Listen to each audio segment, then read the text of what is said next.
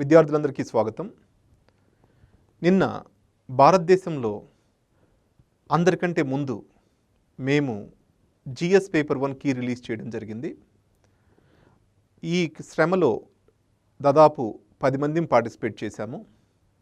So మీ అందరి తరపున వాళ్లకు నేను కృతజ్ఞతలు చెప్పాలనుకుంటున్నాను. ఈ రోజు నుంచి కొత్త సిరీస్ స్టార్ట్ చేయబోతున్నాము. ఏవేవి ఆర్టికల్స్ అయితే న్యూస్లో ఉంటాయో వాటిని సివిల్ సర్వీస్ ఎగ్జామినేషన్కి లింక్ చేస్తూ, పాపులర్ ఆర్టికల్స్ అన్నిటినీ కూడా సివిల్ సర్వీస్ ఎగ్జామినేషన్కి లింక్ చేస్తూ మీకు కొత్త విషయాలను నేర్పించడానికి మేము ముందుకు వస్తున్నాము. కొత్త ప్రోగ్రామ్స్ ఇవి లాంచ్ చేస్తున్నాము. ఈ కంటెక్స్ట్లో మా ఎలక్షన్స్ అనేవి ఈ మధ్య చాలా గందరగోళం జరిగాయి. అసలు ఇది సివిల్ సర్వీస్ ఎగ్జామినేషన్కి ఎలా సంబంధం? ఎందుకు మా ఎలక్షన్స్ గురించి సార్ వచ్చి మాట్లాడుతున్నారు? నేను మా ఎలక్షన్స్ గురించి మాట్లాడట్లేదు. మా ఎలక్షన్స్ ద్వారా ఎలక్షన్స్ అసలు భారతదేశంలో ఎలా జరుగుతాయి, ఏంటి పరిస్థితి అనేది మాట్లాడుతున్నాను.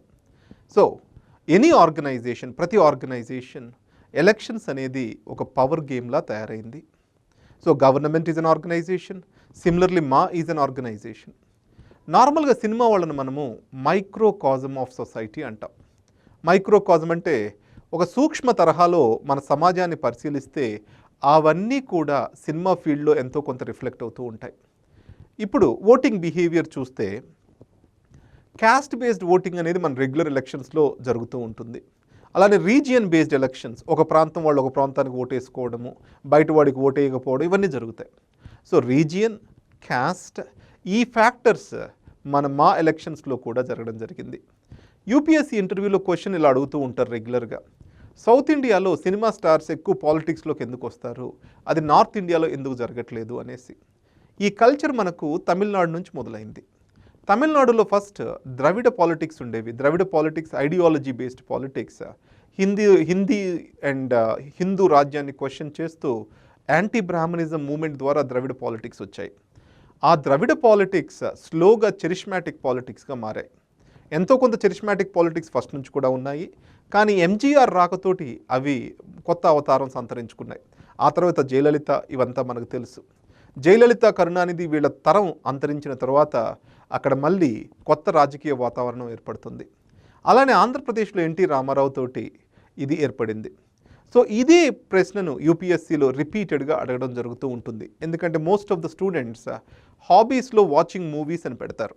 ఆ వాచింగ్ మూవీస్ అనే దగ్గర మూవీ స్టార్స్ పాలిటిక్స్లోకి వస్తే మంచి చేశారా లేదా, అంటే కొత్త ఐడియాస్ ఎలా వచ్చాయి. మిడ్ డే మీల్ స్కీమ్, 2 రూపాయలకే బియ్యం ఆంధ్రప్రదేశ్లో, మధ్యాహ్న భోజన పథకం ఎంజీఆర్ తీసుకొచ్చారు.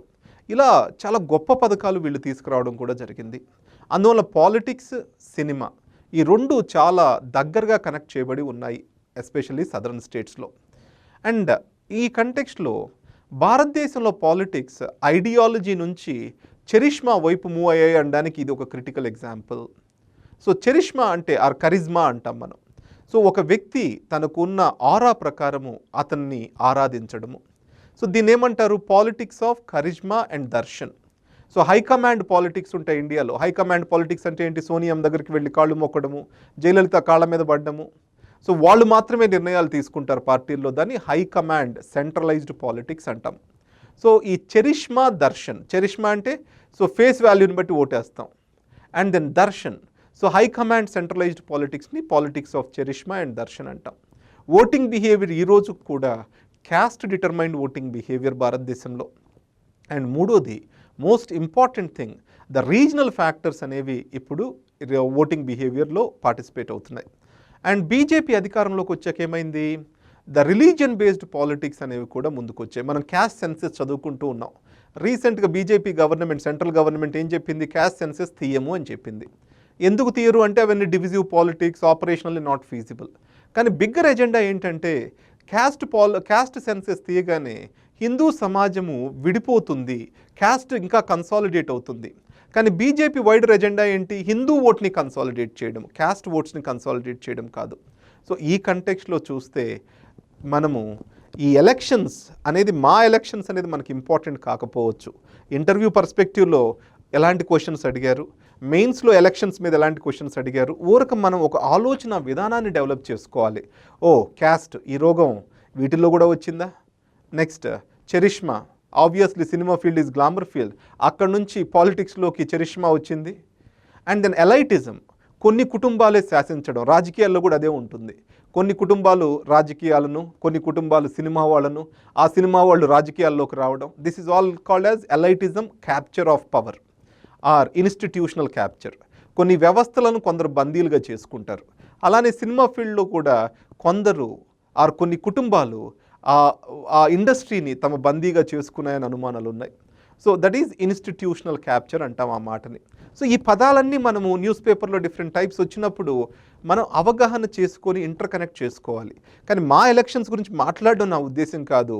దాన్ని పెట్టుకొని మీకు ఎలక్షన్స్, దాంట్లో వస్తున్న మార్పులు, ఓటింగ్ బిహేవియర్, దాని మీద మెయిన్స్లో వచ్చిన క్వశ్చన్స్, ఇవన్నీ మీ ముందుకు తీసుకురావడం అన్నదే నా ఉద్దేశం ఇక్కడ.